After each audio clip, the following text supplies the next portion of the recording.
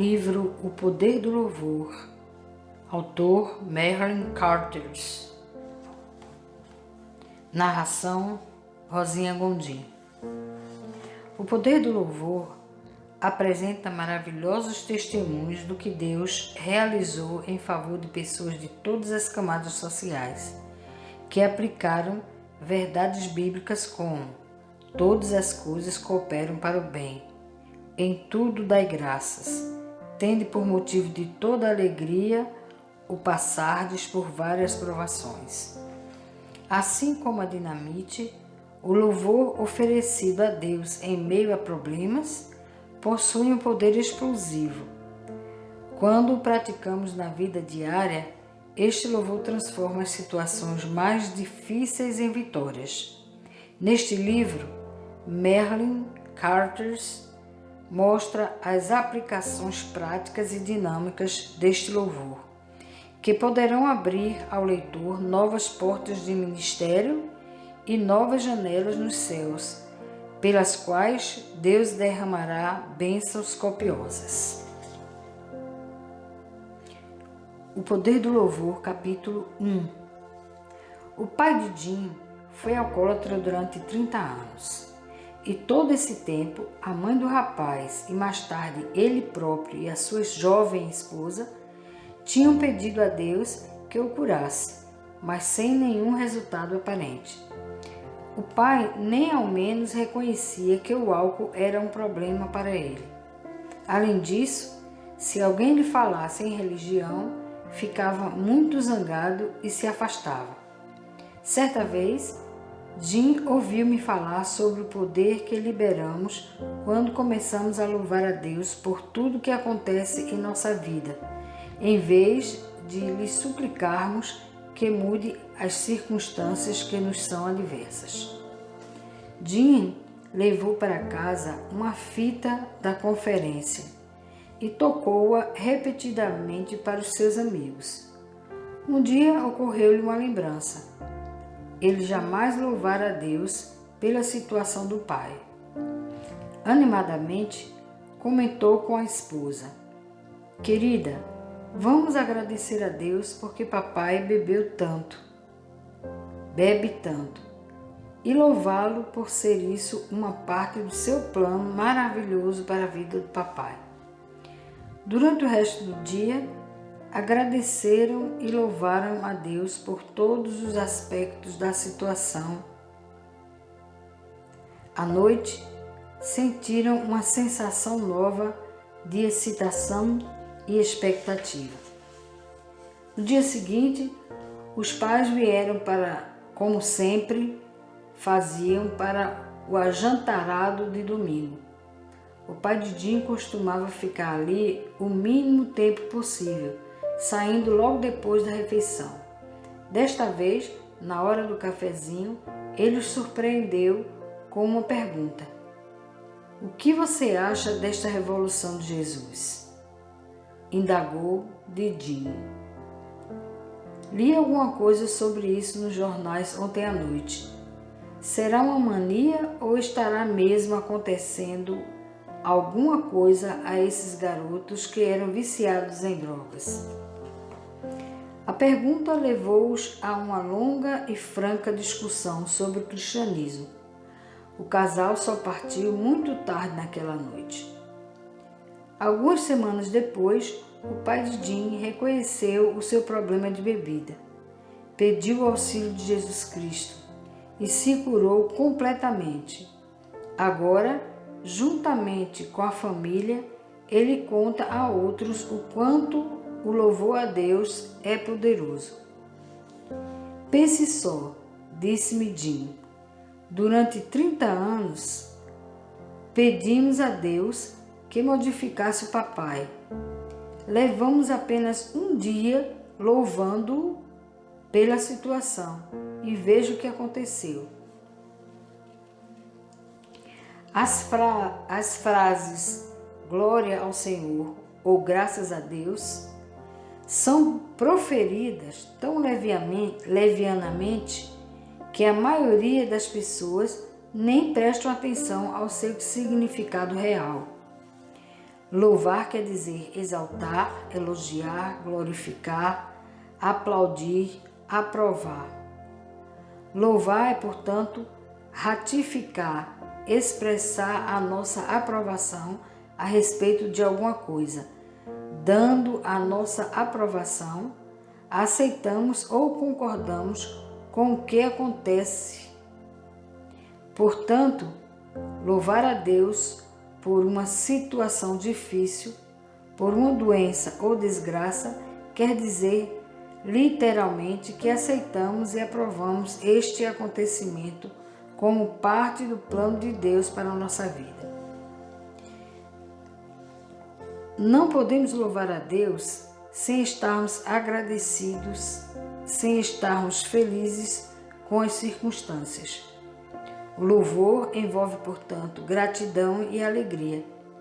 Louvar a Deus também significa que reconhecemos o ser dele a responsabilidade do que nos está acontecendo e não de um acaso.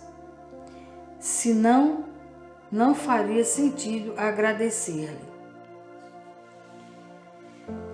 Regozijai-vos sempre, orai sem cessar, em tudo dai graças, porque esta é a vontade de Deus em Cristo Jesus para conosco.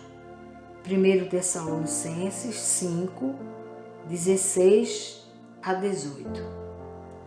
Conheço muitas pessoas que aprenderam a louvar a Deus pelas circunstâncias em que se encontram apenas porque aceitaram a determinação bíblica de que devem louvar a Deus por tudo. Louvando-o, veem o resultado do seu constante agradecimento e da sua alegria. E, consequentemente, sua fé é aumentada e elas continuam a louvar ao Senhor. Há pessoas, entretanto, que acham isso um pouco mais difícil. Não consigo entender isto, dizem elas. Tento louvar a Deus, mas é difícil acreditar que Ele tenha algo a ver com todas essas coisas horríveis que vêm me acontecendo ultimamente. Dizemos que não entendemos e aí está nossa dificuldade. O fato de não entendermos se torna um obstáculo ao nosso relacionamento com Deus. Mas Deus tem um plano perfeito para o nosso entendimento. E se usarmos à sua maneira, não será mais um empecilho, mas um maravilhoso impulso para a nossa fé. Pois Deus é o Rei de toda a terra, diz o salmista. Cantai louvores com inteligência. Salmos 47, 7. Ninguém deve deixar de usar a inteligência, nem tampouco cerrar os dentes obstinadamente e dizer: isso não faz sentido para mim, mas louvarei o Senhor de qualquer maneira, se esta for a única maneira de eu sair desta situação. Isso não é louvor, é manobra. É verdade que todos nós já tentamos manobrar Deus. É maravilhoso pensar que Ele nos ama tanto que nos deixa impunes. Temos que louvar a Deus com o nosso entendimento e não apesar dele. Nosso entendimento nos atrapalha quando nos leva a tentar saber por que e como Deus introduz certas circunstâncias em nossa vida. Jamais poderemos compreender por que e como Deus age, mas Ele quer que aceitemos com o nosso entendimento que Ele o faça. E isto é a base para o nosso louvor. Deus quer que entendamos que Ele nos ama e que Ele tem um plano para nós. Sabemos que tudo quanto nos acontece está operando para o nosso próprio bem. Se amarmos a Deus e estivermos nos ajustando aos planos dele. Romanos 8, 28. Será que você está rodeado por circunstâncias difíceis? Está lutando para entender por que isso está acontecendo? Então procure aceitar com todo o seu entendimento que Deus o ama e que Ele permitiu que tudo acontecesse para o seu bem. Louve-o pelo que pôs à sua frente. Faça-o deliberadamente e com entendimento. Um certo casal foi a uma das minhas conferências. Falei sobre o louvor a Deus em toda e qualquer circunstância. Os dois foram para casa muito perturbados.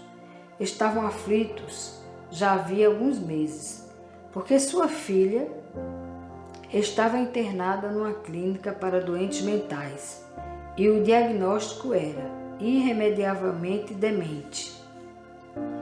Diversos grupos de oração por todo o país estavam orando por ela diariamente, e seus pais dobravam os joelhos e suplicavam a Deus que a curasse, mas tudo continuava na mesma.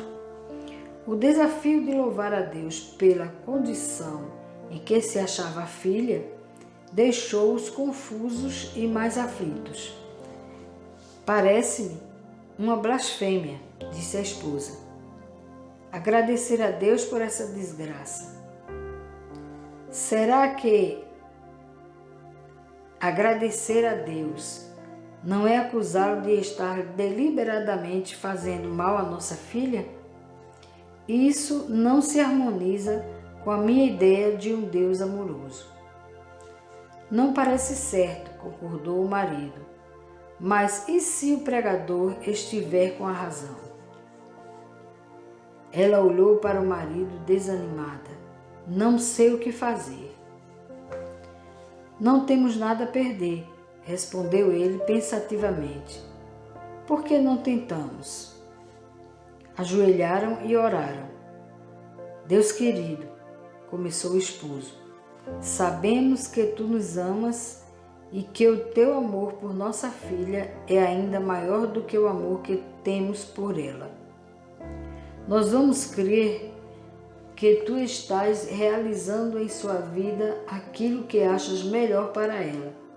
Portanto, nós te agradecemos pela sua doença. Agradecemos-te porque ela está no hospital. Agradecemos-te porque os médicos não sabem o que fazer para curá-la. Nós te louvamos, ó Deus, pela tua sabedoria e pelo teu amor para conosco. Quanto mais eles oravam naquele dia, mais convencidos ficavam de que Deus estava mesmo fazendo o que era melhor. Na manhã seguinte, o psiquiatra do hospital telefonou. Houve uma mudança extraordinária em sua filha. Gostaria que viessem vê-la.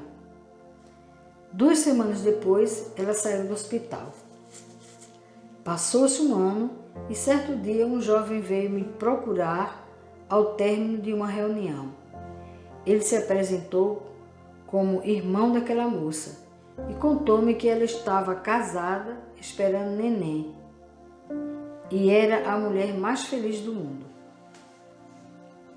Certa vez, uma senhora pediu-me que orasse em favor de sua filha, que era dançarina de um cabaré.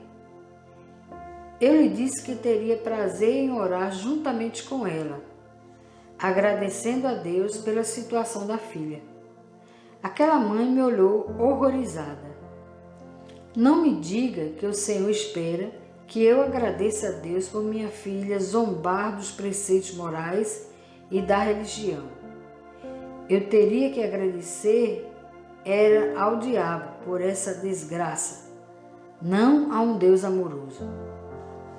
Essa mãe tinha diante de si uma escolha muito difícil. Tinha sido condicionada durante toda a sua vida a agradecer a Deus por tudo que fosse bom e a responsabilizar o diabo por tudo que fosse mal. Juntos procuramos na Bíblia os versículos que declaram que Deus é capaz de fazer com que todas as coisas se tornem em bem para aqueles que o amam e confiam nele, e que ele quer que sejamos agradecidos em tudo, mesmo que a nossa situação seja a pior possível. A senhora pode continuar pensando que o que acontece à sua filha é controlado pelo diabo e, pela sua falta de fé, impedir que o Senhor realize os seus perfeitos desígnios para ela. Ou pode crer que Deus está tomando conta da situação, agradecer-lhe por tudo e, com isso, liberar o poder para modificar a vida de sua filha. Finalmente, a senhora concordou em experimentar. Não entendo por que deva ser assim, disse ela, mas vou acreditar que Deus sabe o que está fazendo e vou agradecer-lhe por isso. Oramos e a mãe foi embora com a paz de coração renovada. Pela primeira vez, não estou absolutamente preocupada com a minha filha, disse-me com satisfação. Mais tarde, ela me contou o que aconteceu. Naquela mesma noite, sua filha estava dançando quase nua no seu pequeno tablado, quando um jovem entrou no cabaré. Ele foi direto à garota, olhou para ela e disse: Jesus a ama, e muito. A garota estava acostumada a ouvir todo tipo de piadinhas, mas jamais uma frase como aquela. Desceu dali, sentou-se a uma mesa com o rapaz e perguntou: por que você disse isso? Ele explicou que estava passando por ali quando sentiu que Deus o impelia a entrar e dizer à dançarina que Jesus Cristo lhe estava oferecendo a dádiva gratuita da vida eterna. A garota fitou estupefada e, com os olhos cheios de lágrimas, tranquilamente respondeu: gostaria de receber esta dádiva. E a recebeu ali mesmo, na mesa do cabaré. Louvar a Deus não é um remédio patenteado, uma panaceia ou uma fórmula mágica para o sucesso. É um modo de vida firmemente baseado na palavra de Deus. Nós louvamos a Deus não pelos resultados que esperamos, mas pela situação tal como ela é. Se louvarmos a Deus pensando intimamente nos resultados que gostaríamos de obter, estamos apenas nos enganando.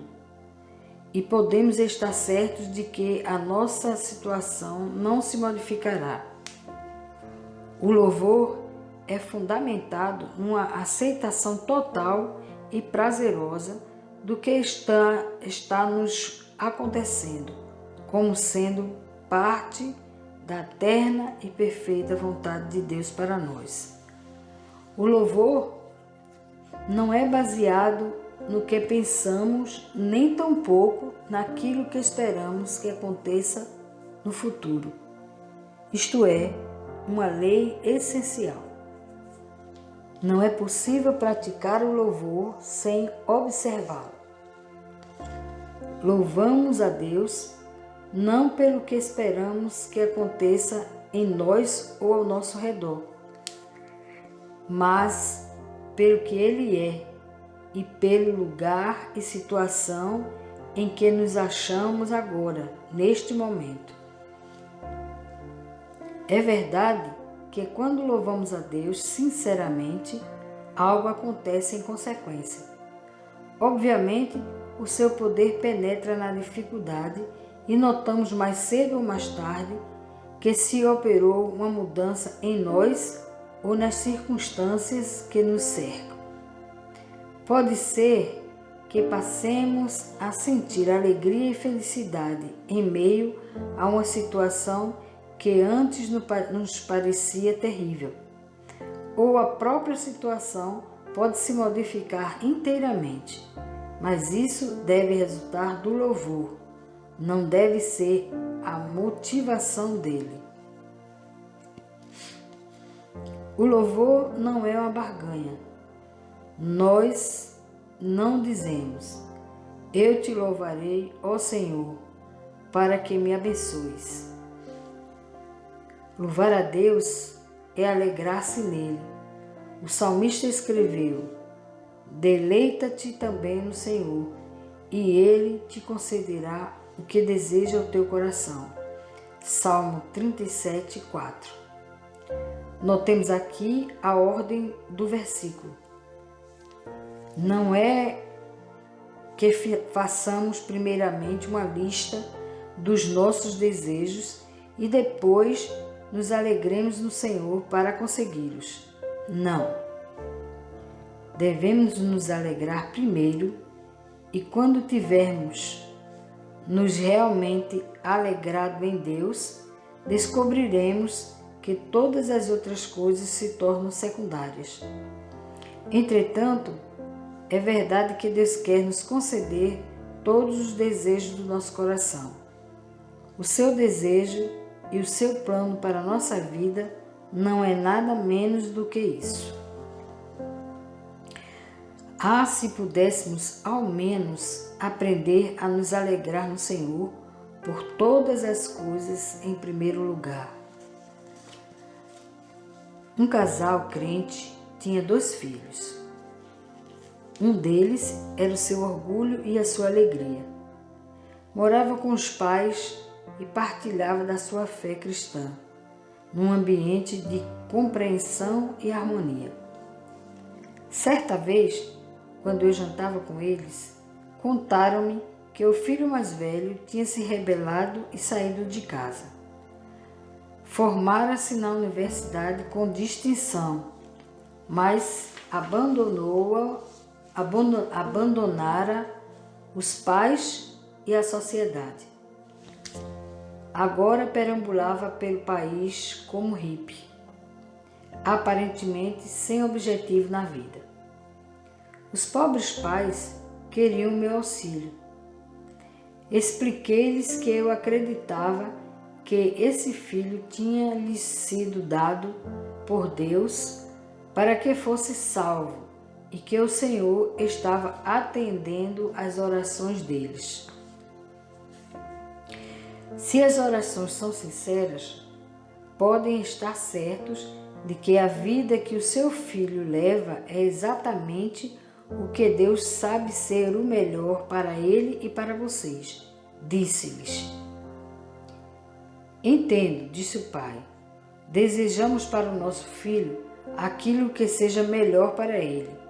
E isto deve ser o plano e a vontade de Deus para todos nós. Demo-nos as mãos ao redor da mesa de jantar e agradecemos a Deus por estar realizando o seu plano de maneira que ele sabia ser a melhor. Depois disso, os pais sentiram um grande alívio e uma nova paz. Dentro de pouco tempo, a família me escreveu. Após aquele encontro, os pais tinham persistido em agradecer a Deus pelo modo de vida do filho, apesar de não entendê-la muito bem. Então, certo dia, o rapaz sofreu um acidente de bicicleta, contundindo o pé. Temporariamente, incapacitado de andar, decidiu passar uns dias em casa. Disse aos pais que tinha dívidas por todo o país.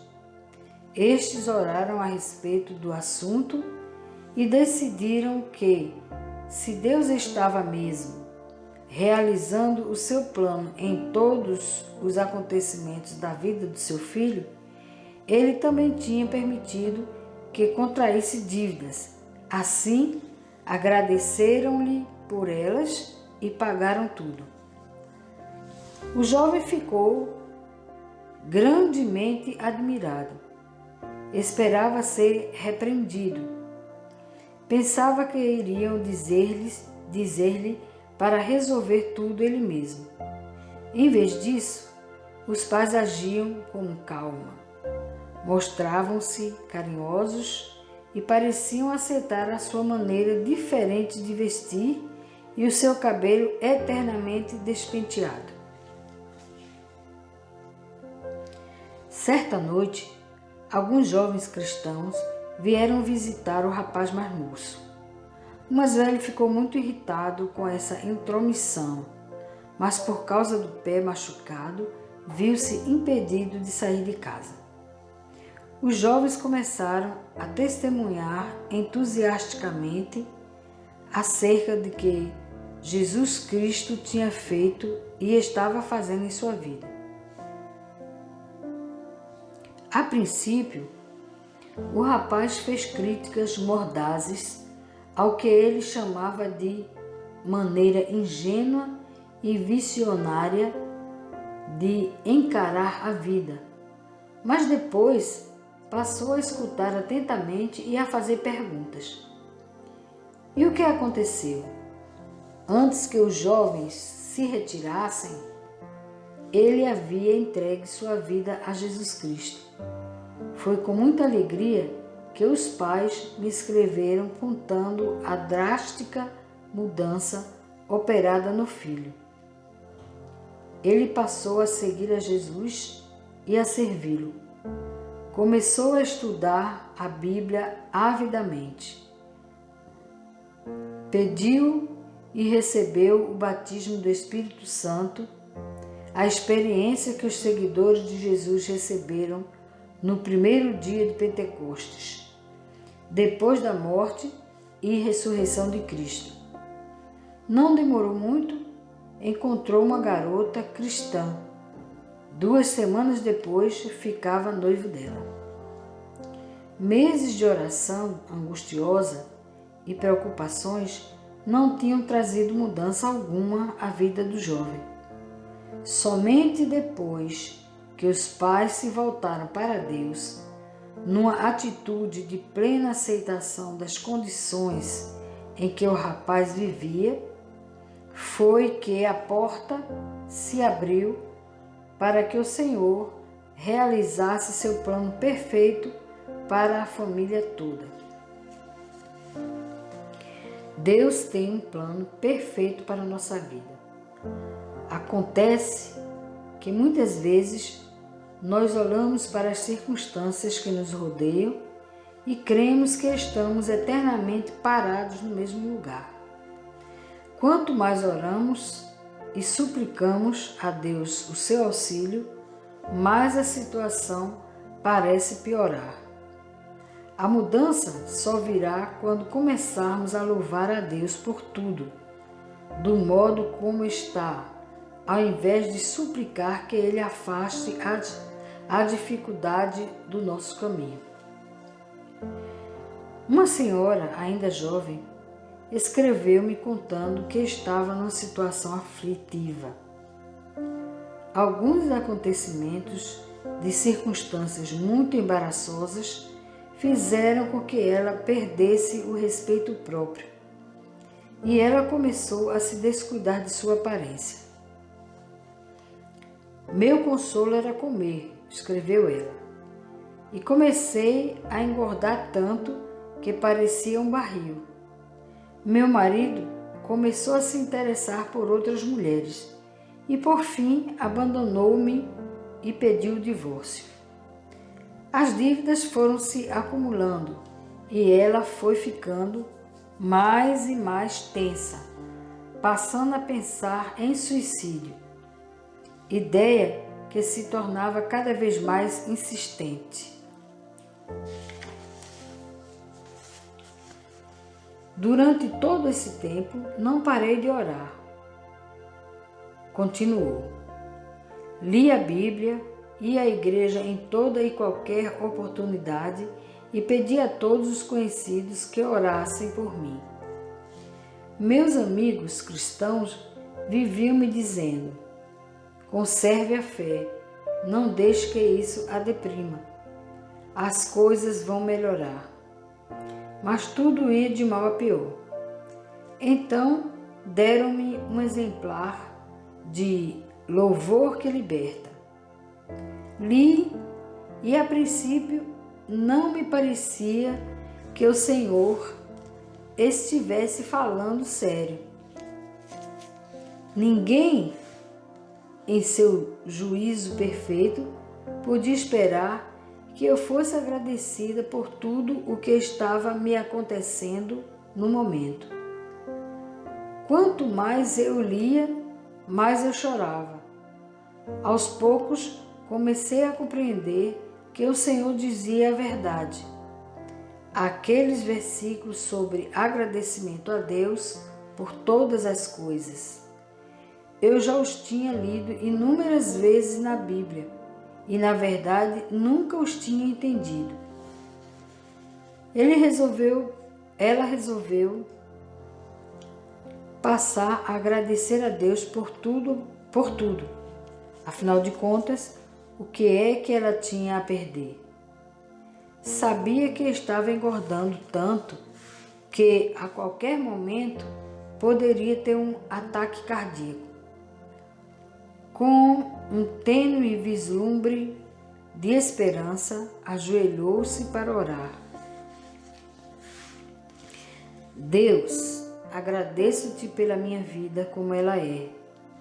Foste tu que me deste cada um dos problemas para que eu me achasse justamente no estado em que estou.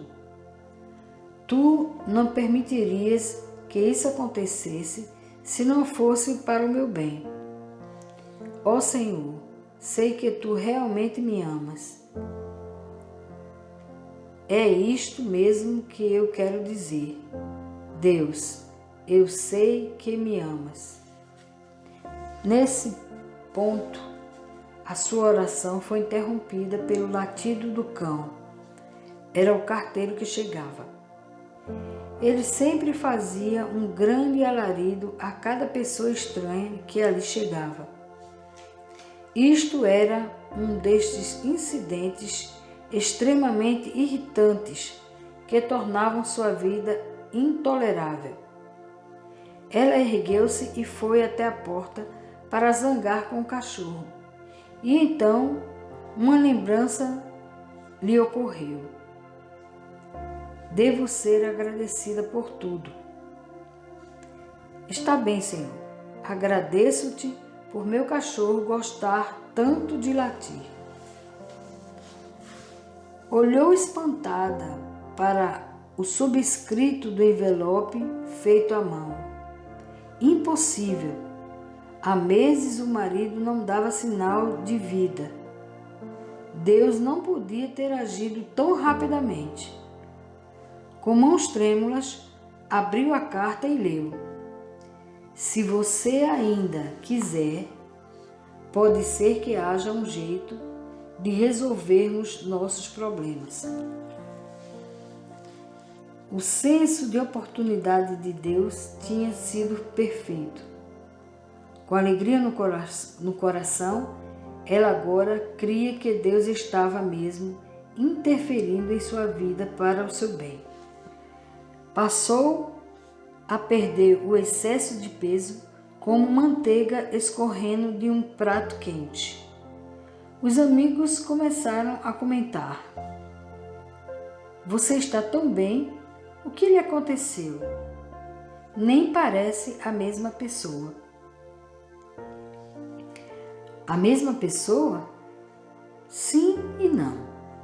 Era a mesma pessoa física, mas vivia agora em uma nova dimensão de fé, sabendo que Deus estava atuando em cada detalhe de sua vida para o seu bem. O marido voltou para ela. Escreveu-me uma carta. Algumas vezes acordo pela manhã falando com Deus, dizendo coisas tais como: ó Deus, obrigada por este dia tão bonito. Eu te amo, Senhor. O momento decisivo de sua vida ocorrera quando ela passara a aceitar as situações difíceis com gratidão. Esta é uma ilustração perfeita da atuação deste princípio espiritual. Deus tem um plano perfeito para a nossa vida. Todavia, Ele não pode nos auxiliar antes de aceitarmos alegremente nossa situação atual como sendo parte do seu plano. Depois disto, o passo seguinte é de Deus, não nosso. Algumas pessoas negam esse fato, vendo a transformação na vida das pessoas que aprendem a louvar a Deus por tudo. Elas argumentam que a explicação é muito simples. Dizem: a mudança da atitude interior muda as circunstâncias. É psicológico. Quando alguém para de se queixar e começa a sorrir, sente-se diferente. Os outros o tratam melhor e a sua vida sofre uma mudança radical para melhor. Eu concordo que a afirmação "sorria e o mundo sorrirá para você", chore e chorará sozinho, é verdadeira até certo ponto. Mas louvar a Deus não é apenas uma mudança de atitude. Não há poder em nossas palavras de louvor pelas palavras em si. Não há poder em nossa atitude de gratidão e de alegria. Todo o poder vem de Deus. Precisamos nos lembrar disso constantemente.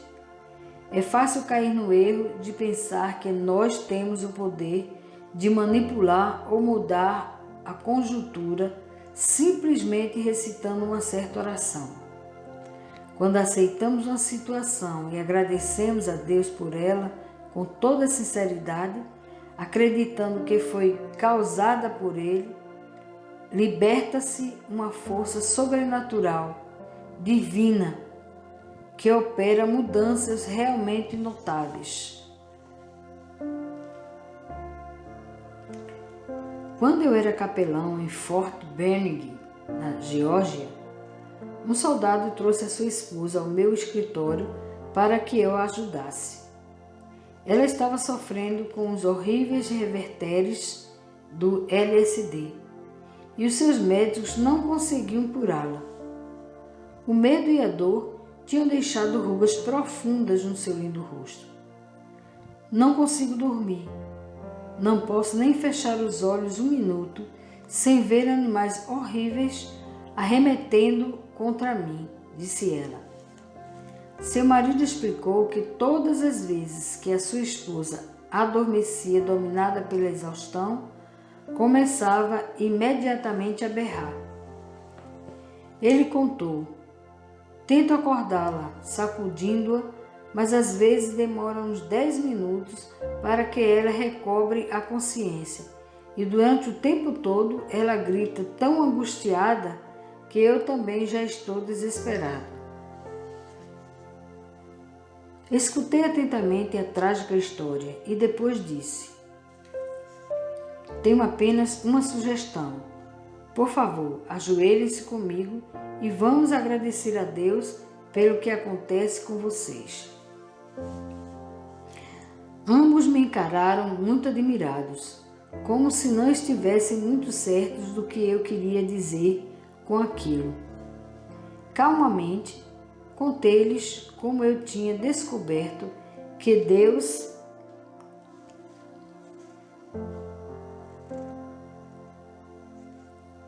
quer que sejamos agradecidos por todas as coisas. Tudo o que aconteceu na vida de vocês até hoje, disse-lhes, serviu para trazê-los para o ponto em que se encontram agora. Sei que Deus os ama e lhes dará uma bênção maravilhosa. Mas Ele quer que agora vocês lhe agradeçam por todas as coisas que lhes aconteceram, fazendo com que viessem aqui procurá-lo. Abri a Bíblia e lhes mostrei alguns versículos que havia sublinhado. Ambos concordaram com o que acabavam de ouvir e se ajoelharam para agradecer a Deus por tudo o que acontecia em suas vidas, principalmente pelas alucinações resultantes das drogas. E eu pude sentir a presença de Deus no meu gabinete. O Espírito Santo está curando-a agora. Falei-lhes. Coloquei a mão na cabeça da moça e orei. Agradeço-te, Senhor, por estares curando esta moça. Ela abriu os olhos e fitou-me admirada. Alguma coisa me aconteceu. Quando fechei os olhos para orar, não vi nenhuma alucinação. Jesus curou-a, respondi. Agora ele deseja entrar em sua vida como Salvador. Quer aceitá-lo? Prontamente os dois disseram sim. E ainda de joelhos, pediram a Jesus que entrasse em suas vidas. Saíram do meu escritório exultantes. A cura da moça foi definitiva. Nunca mais lhe voltaram as alucinações. O domínio que a droga exercia sobre sua mente foi quebrado pelo poder de Deus. A medicina já confessou sua incapacidade de curar os viciados em drogas que faziam uso delas há muito tempo. Entretanto, nos últimos anos, temos ouvido casos cada vez mais numerosos de viciados com 10, 20 ou 30 anos de forte dependência dos entorpecentes que conseguem se libertar do vício graças à intervenção sobrenatural de Deus em suas vidas. Essa mudança não resulta de uma nova atitude do viciado, nem tampouco de uma força de vontade obstinada, e sim de uma operação do poder de Deus em vidas humanas. Nossas orações sinceras abrem a porta para o poder de Deus penetrar em nossa vida. Mas a oração de louvor liberta o poder de Deus mais que qualquer outra. A Bíblia está cheia de exemplos que demonstram esse fato. Contudo, tu és santo, entronizado entre os louvores de Israel. É o que lemos no Salmo 22, versículo 3. Não é de admirar que o poder de Deus e a sua presença sejam tão sentidos quando o louvamos. Ele praticamente mora, vive, reside em nossos louvores. Em 2 Crônicas, capítulo 20, acha-se um exemplo extraordinário de como Deus atua quando o louvamos. Josafá era rei de Judá e certo dia descobriu que o seu pequeno reino estava rodeado pelos poderosos exércitos de seus inimigos, os filhos de Moabe, os filhos de Amon e alguns amonitas. Josafá sabia que a pequenina nação de Judá não tinha poder para rechaçar os inimigos e clamou a Deus: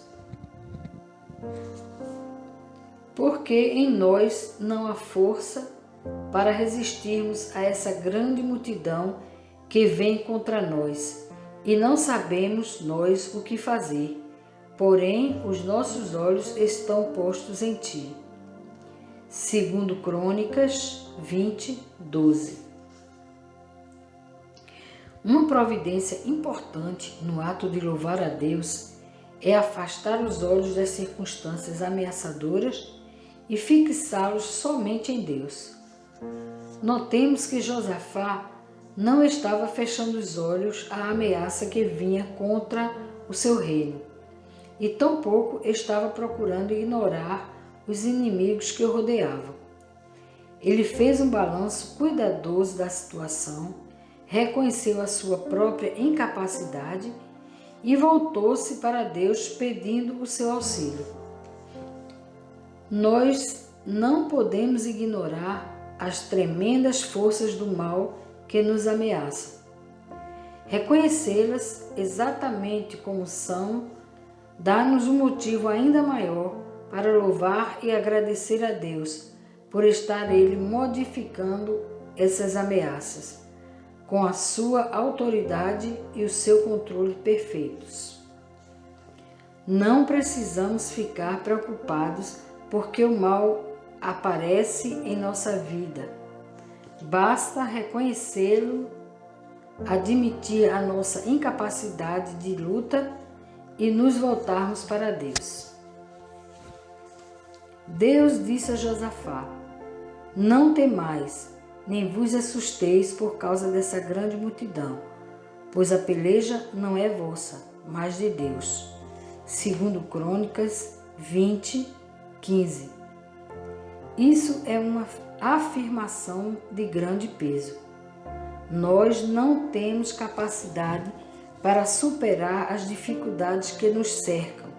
Portanto, a batalha não é nossa, mas de Deus. Neste encontro, não tereis de pelejar. Tomai posição e ficai parados, e vede o salvamento do Senhor. Que promessa, que posição será que Deus desejava que Josafá tomasse, parado e observando a ação de Deus? No outro dia, pela manhã, Josafá deu a seguinte ordem ao seu exército. Ordenou cantores para o Senhor que, vestidos de ornamentos sagrados e marchando à frente do exército, louvassem a Deus, dizendo: rendei graças ao Senhor, porque a sua misericórdia dura para sempre. 2 Crônicas 20:21. Esta cena teve lugar bem em frente à massa militar inimiga, pronta a massacrar os homens de Judá. Imagine-se a reação daqueles capitães de exército ao verem o pequeno bando de cantores vindo ao encontro deles no campo de batalha. Fui capelão do exército durante muitos anos e várias vezes tive o ensejo de ver homens se prepararem para a batalha.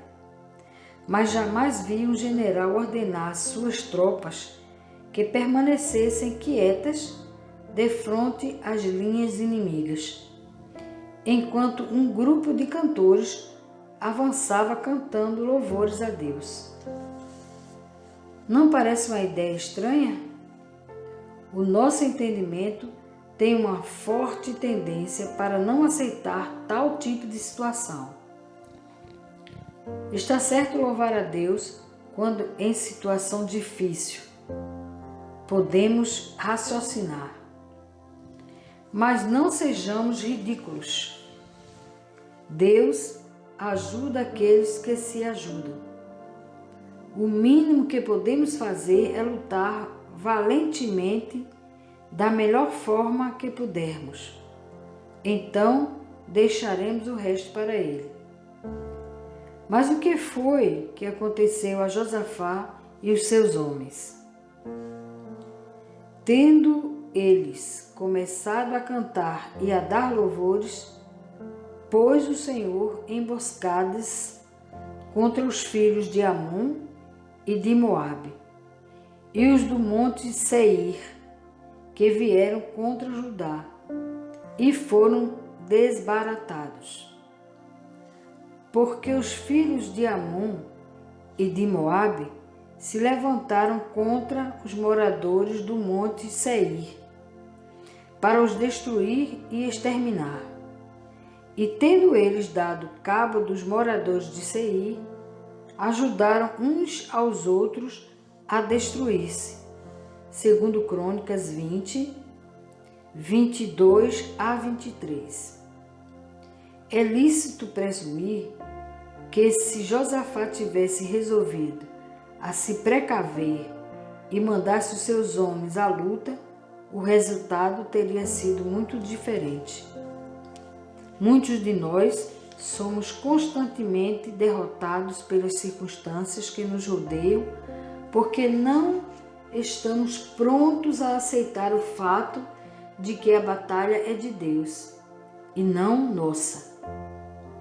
Mesmo quando nos damos conta da nossa própria incapacidade de enfrentar o inimigo, temos receio de nos confiarmos inteiramente ao poder de Deus. Deixamos que o nosso entendimento adote uma posição errada em nossas vidas. Dizemos: não entendo, portanto não tenho coragem de acreditar. A palavra de Deus esclarece que andar na fé é a única saída para o dilema. Acreditar que as promessas de Deus são válidas, aceitá-las e ter a coragem de confiar nelas, leva-nos a um entendimento delas. O princípio bíblico a este respeito é muito claro. A aceitação vem antes do entendimento. A razão é muito simples. Nosso entendimento humano é tão limitado que não nos é possível compreender a magnitude do plano divino e o seu propósito para a sua criação. Se o nosso entendimento tivesse que vir antes da aceitação, não teríamos capacidade para aceitar muita coisa. Josafá jamais se atreveria a seguir o plano de Deus para a batalha se insistisse em entendê-lo. Indubitavelmente, a proposta e a promessa de Deus o confundiram bastante, pois estavam acima de sua compreensão. Mas conforme lemos no relato, Josafá era um homem que acreditava e confiava em Deus. Com seu entendimento, ele confiou em Deus. Josué foi outro líder que recebeu ordem de Deus em campo de batalha. Ordens que devem tê-lo espantado e devem ter desafiado a sua disposição de aceitar um fato que parecia absurdo a muitos. Existe até um corinho que diz: vem com Josué lutar em Jericó, e as muralhas ruirão. A cidade de Jericó era uma fortaleza inexpugnável. E os israelitas, um povo nômade, que andara pelo deserto durante 40 anos, certamente não tinham armas nem a força bélica para tomar a cidade. Mas Josué acreditou na promessa de Deus de que entregaria os inimigos de Israel em suas mãos. Deus ordenou a Josué que todos os seus homens de guerra marchassem em fila ao redor de Jericó durante 6 dias. No 7º dia, eles deviam tocar as buzinas e gritar, e o muro da cidade cairá abaixo, e o povo subirá nele, cada qual em frente de si. Josué 6:5. Josué confiou em Deus. Imagino o que nós teríamos pensado e dito se fôssemos um de seus seguidores. Teríamos resmungado e rejeitado aquela temerária sugestão? Posso imaginar o que os habitantes de Jericó pensaram ao ver os israelitas marcharem ao redor da sua cidade, carregando a Arca da Aliança, enquanto eles próprios se achavam dentro das resistentes e bem fortificadas muralhas da cidade. Houve um tempo em que eu pensei que este relato da Batalha de Jericó fosse uma mistura de mito, exagero e conto de fadas. Entretanto, recentemente, alguns arqueólogos localizaram as ruínas da antiga Jericó e comprovaram que os muros da cidade realmente ruíram em época correspondente ao relato bíblico. Na verdade, os muros de Jericó desmoronaram. O poder de Deus operava enquanto o seu povo demonstrava sua confiança e a sua fé nele, louvando-o com trombetas e brados. Os exemplos de Josafá e Josué demonstram claramente que Deus consegue nossas vitórias por métodos e princípios que parecem inteiramente ridículos e incoerentes aos olhos da nossa sabedoria e estratégia humanas. Nossa parte consiste em confiar nele, louvá-lo e ficar atento ao seu trabalho. Jesus agiu sempre assim durante o seu ministério em Israel. Ele admitiu francamente que por si mesmo nada podia fazer. Sua tarefa era submeter-se à vontade do Pai em obediência perfeita, com confiança e fé, a fim de que o poder de Deus pudesse fluir para satisfazer as necessidades do povo. Podemos examinar algumas das orações de Jesus diante de problemas difíceis. Vejamos, por exemplo, o caso dos 5.000 que o seguiram para fora da cidade para ouvi-lo pregar. Estavam com fome. O único alimento disponível era o lanche de um garotinho, 5 pães e 2 peixes. Qual foi a oração de Jesus? Será que ele implorou a Deus que operasse o milagre? Olhou para o céu e agradeceu a Deus. Depois partiu os pães e entregou aos discípulos para distribuírem ao povo. E dividiu os 2 peixes com todos. Todos comeram e ficaram satisfeitos. E os discípulos recolheram ainda 12 cestos cheios de pedaços de pão e de peixe. Alguém poderia dizer: mas isto foi feito por Jesus. Ele sabia o que Deus podia fazer. Isso não funcionaria para nós. Mas Jesus disse a seus seguidores: em verdade vos digo que aquele que crê em mim fará também as obras que eu faço, e outras maiores fará. Porque eu vou para junto do Pai, e tudo quanto pedirdes em meu nome, isso farei, a fim de que o Pai seja glorificado no Filho. João 14, 12 a 13. Jesus disse que nós poderíamos fazer coisas maiores. Quererá isso dizer que Deus provavelmente tem algum plano com relação à fome do mundo e à esperada falta de alimento predita tão solenemente por especialistas em meio ambiente e em agricultura? Acredito que sim. Conheço diversos casos de pessoas que levaram a palavra de Deus a sério, agradeceram-lhe e louvaram por ter pouco alimento, e viram este alimento satisfazer mais pessoas do que era de se esperar. Quando Jesus se defrontou com a questão da morte de Lázaro, ele novamente fez uma oração muito simples, de agradecimento. Quando a pedra foi retirada da entrada do túmulo, onde Lázaro tinha sido sepultado havia 4 dias, Jesus levantou os olhos e disse: Pai, eu te agradeço porque me ouviste. João 11, 41. Ordenou então que Lázaro deixasse o túmulo.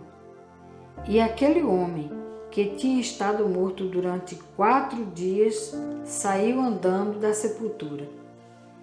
A Bíblia diz que Jesus desceu à terra, para que nós pudéssemos louvar a Deus.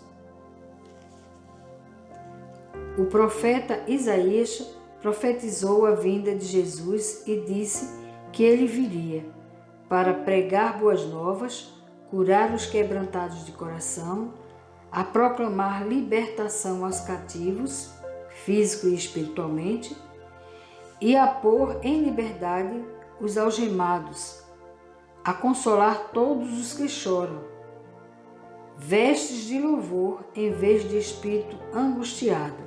Isaías 61, 1-3. Nessa exposição pode estar incluída a sua situação. Você está abatido, preso por limitações físicas, por doenças ou por limitações espirituais? Está em prisão física ou preso por sua própria cegueira espiritual? Está com o coração em prantos, incapaz de regozijar-se, de ser agradecido ou de louvar a Deus? Será que o seu espírito está fortemente oprimido e enfraquecido? Talvez isso aconteça por você não ter ainda aceitado e entendido as boas novas que Jesus veio trazer à terra. O louvor é uma reação positiva de nossa parte a algo que sabemos que Deus fez e está fazendo para nós e por nós em nossa vida e neste mundo, através do seu Filho Jesus Cristo e da pessoa do Espírito Santo. Se duvidamos do que Deus fez e está fazendo, não podemos louvá-lo de todo o coração. Uma barreira se levanta e tornamos-nos incapazes de louvar a Deus. Se não temos certeza de que as boas novas nos pertencem, para sermos capazes de louvar a Deus em todas as coisas, é preciso que a nossa base seja sólida e que não haja dúvidas nem incertezas.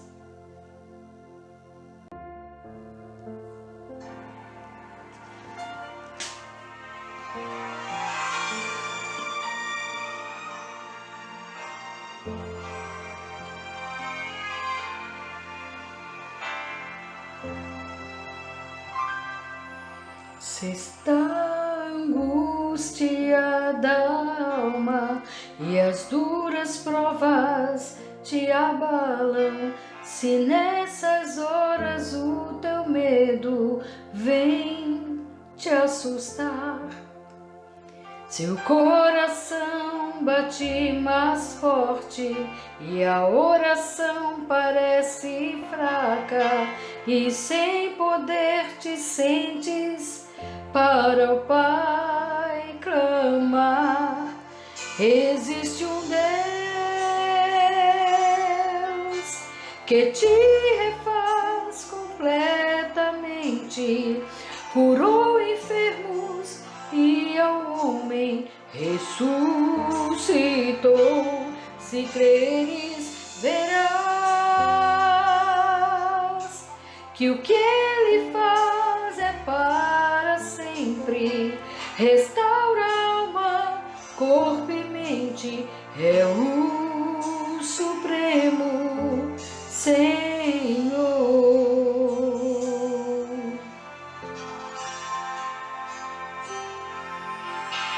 Se o pão faltar na tua mesa, a dor bater na tua porta, descubra a alegria que vem do Senhor. Verás que o seu poder não muda, que para e faz tremer a terra. Verás vitórias se tu não perderes a fé. Existe um Deus que te refaz completamente, curou enfermos e ao homem ressuscitou. Se creres, verás que o que ele faz é para sempre, restaura alma, corpo e mente, é o Supremo Senhor.